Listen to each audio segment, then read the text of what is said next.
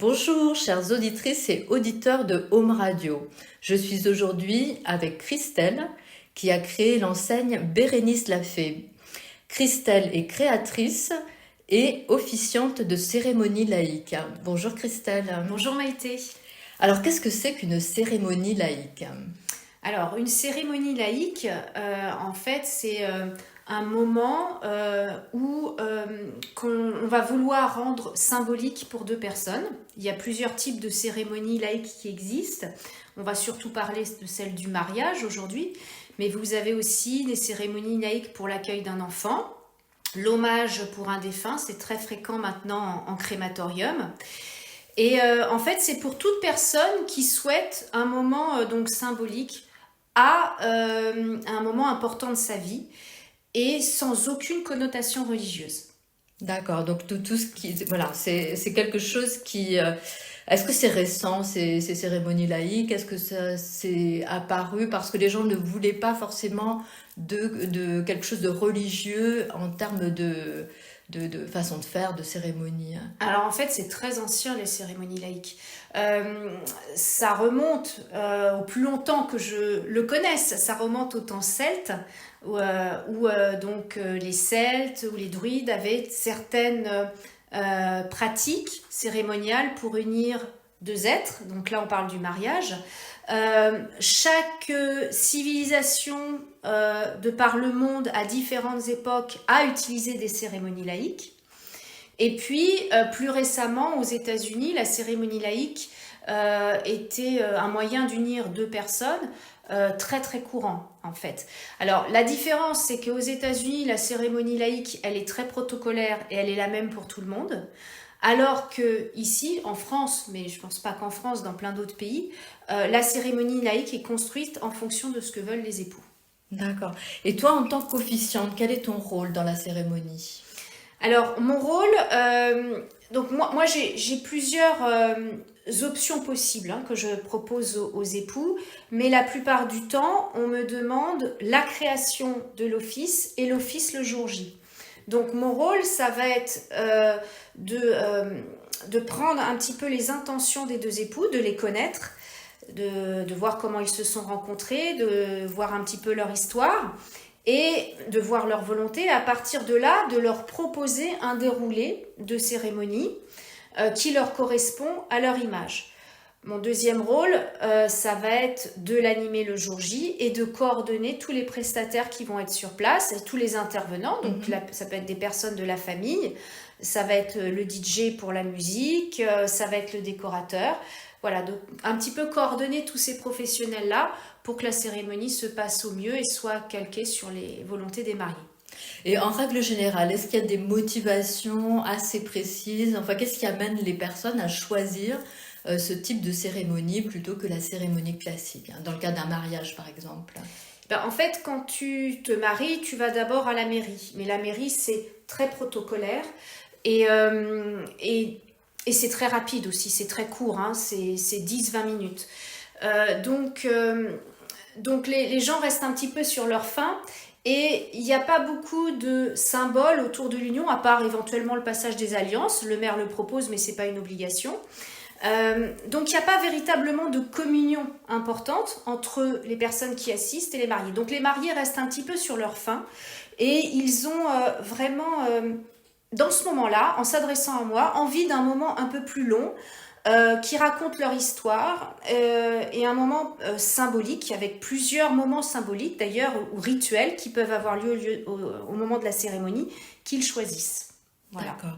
Et donc, à travers ce que tu me dis, est-ce que il faut considérer que chaque cérémonie est créée de manière unique pour qu'elle colle vraiment aux personnalités, à ce que choisissent les personnes, etc. Est-ce que c'est une création à chaque fois vraiment spécifique?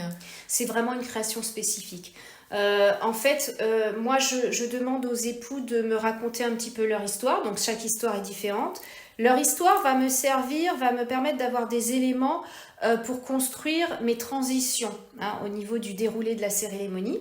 Après, les époux choisissent leur texte. J'ai une base de texte d'auteur, donc ils choisissent leur texte. Ils font appel aussi très souvent à des invités, des proches, pour lire un texte, alors soit déjà écrit par un auteur, soit c'est les invités eux-mêmes qui vont écrire leur texte, donc c'est la Ouais. surprise Qui va totale. apporter un témoignage Voilà, personnalisé aussi. un témoignage D'accord. personnalisé. Et puis ils vont choisir des musiques donc, et leurs propres rituels, les rituels qui leur parlent le plus. Donc tu imagines qu'à chaque fois, c'est totalement différent en fait. D'accord. Et comment est venue cette idée de créer cette activité? Qu'est-ce qui t'a, toi, tes motivations à toi pour créer cette activité? Ah, écoute, moi je me suis mariée 2 fois. La première fois très traditionnellement à l'église. J'étais jeune à ce moment-là, je me posais pas trop de questions et je trouvais quelque chose de logique et une finalité normale à l'acte du mariage. Mais en fait, je suis un petit peu restée sur ma faim, sur la cérémonie religieuse. Et puis, avec le temps, je me suis ouvert un peu plus à la spiritualité. J'ai trouvé qu'on pouvait faire des cérémonies très très belles et qui collaient vraiment aux mariés en dehors de toute confession religieuse. Et lorsque je me suis remariée, j'ai créé moi-même ma cérémonie et j'avoue que j'y ai pris beaucoup beaucoup de plaisir. J'ai pris du temps à faire des recherches, j'ai découvert plein de choses, plein de cérémoniales différents à travers le monde. J'ai trouvé ça passionnant et tellement plus proche de deux personnes qui s'aiment pour les unir que voilà une cérémonie religieuse. Voilà, mais après je parle de mon expérience personnelle. Non, Hein. mais on comprend que voilà, il y a c'est une vraie célébration et qui vous correspondait beaucoup mieux peut-être que la tradition en fait. Tout Hein, à c'est fait, ça. tout à fait, beaucoup mieux que la tradition. Donc ça peut dépendre aussi d'une question d'âge. Peut-être qu'à passer un certain âge, on a envie d'une cérémonie un petit peu différente. Ça peut dépendre de voilà si on est croyant ou pas. Mais ça peut dépendre aussi de l'entourage. Hein. J'ai entendu des mariés me dire oui, nos parents veulent qu'on se marie à l'église. Alors des fois, il y en a qui se marient à l'église, mais qui refont une troisième cérémonie derrière. Donc il y a la mairie, l'église et puis la cérémonie laïque. Voilà, justement pour avoir des moments différents et des moments qui leur correspondent de façon différente à chaque fois. Et pourquoi Bérénice l'a fait alors? Hein? Alors ça, écoute, Bérénice, le prénom de Bérénice, c'est un prénom que j'adore. J'aurais eu une troisième fille, je l'aurais appelée Bérénice. Voilà, c'est un nom qui est venu comme ça, un peu en connexion. Et la fée, il y a un peu un jeu de mots autour. La fée en 2 mots, comme une fée qui réaliserait une cérémonie. Et c'est vrai que dans l'esprit druidique, on faisait appel beaucoup aux fées. Hein, Il y a un côté magique les en esprits fait. de la Hein, nature. l'idée c'est de mettre Voilà. de la magie dans la cérémonie Tout à vraiment. fait. Dans les mariages druidiques, on faisait appel aux esprits de la nature, donc aux fées. Et puis la fée, le jeu de mots, Bérénice l'a fait, elle l'a créé, voilà. Ce nom est venu vraiment comme ça, en connexion, sans réflexion particulière. Alors, est-ce qu'il faut te prévenir longtemps à l'avance pour que tu puisses organiser ce type de cérémonie? Hein? Alors tout dépend si ma date est bloquée ou pas. Hein. En général, on se marie le samedi, donc... Idéalement, alors, il faut te oui. prévenir combien de temps à l'avance? C'est vrai que préparer une cérémonie prend du temps et je dirais que le minimum, c'est vraiment 2 mois. Et 2 mois avant. Alors après, ça peut être plus court. Hein. Des fois, il arrive que pour des raisons X ou Y, les mariés pardon, se retrouvent un petit peu dans l'embarras et ont personne à la dernière minute pour animer leur office. Donc tout est possible, mais c'est quand même un gros travail. Hein. Préparer une cérémonie, c'est 60 heures de travail environ. Donc il faut quand même au moins 2 mois, surtout que c'est pas mon seul métier, voilà. Plus c'est préparé en amont, mieux c'est. Et puis les mariés, ils sont beaucoup sollicités aussi pour tous les autres préparatifs du mariage, donc ils n'ont pas beaucoup de temps. C'est pour ça qu'ils se reposent sur moi. Mais du coup, plus on a de temps, plus on peut caler les rendez-vous préparatoires dans la zénitude en fait. Voilà.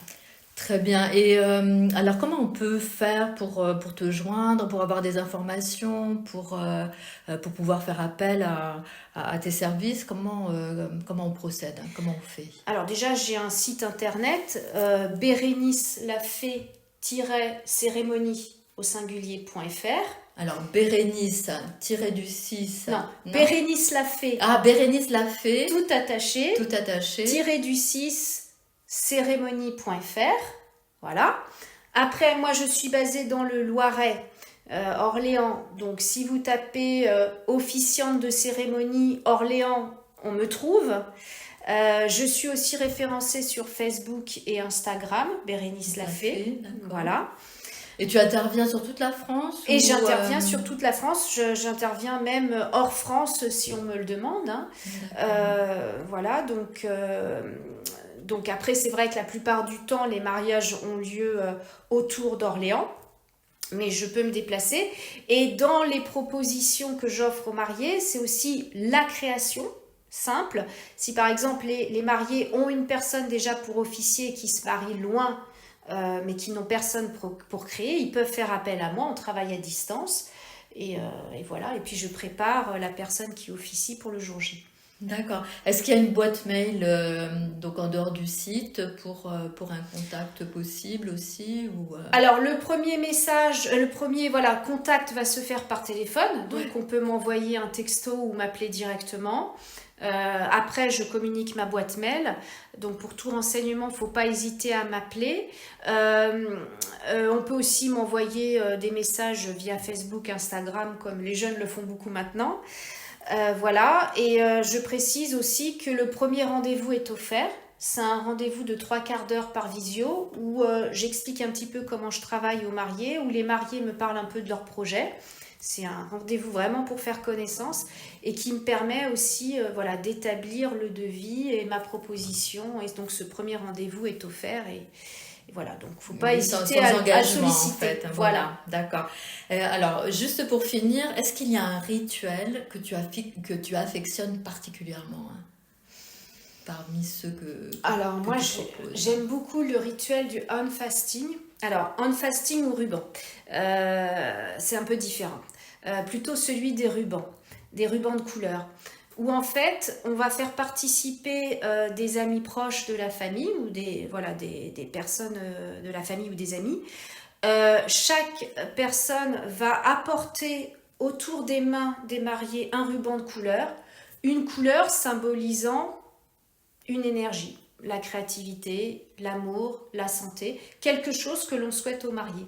Donc je trouve ce rituel particulièrement riche parce qu'il amène de la couleur, parce qu'il fait participer les invités, les gens proches qu'affectionnent les mariés, et parce que voilà, on leur souhaite vraiment, on est vraiment en communion avec eux, on leur souhaite toutes ces bonnes choses. Donc j'affectionne particulièrement. Et donc l'officiante à la fin de déposer tous les rubans, que les proches aient déposé les rubans, l'officiante noue les rubans et donc bénit les mariés.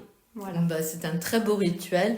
Et merci beaucoup, Christelle, pour donc Bérénice Lafay, pour cette interview et pour toutes les belles cérémonies que tu vas organiser. Hein. Merci beaucoup. Merci Maïté.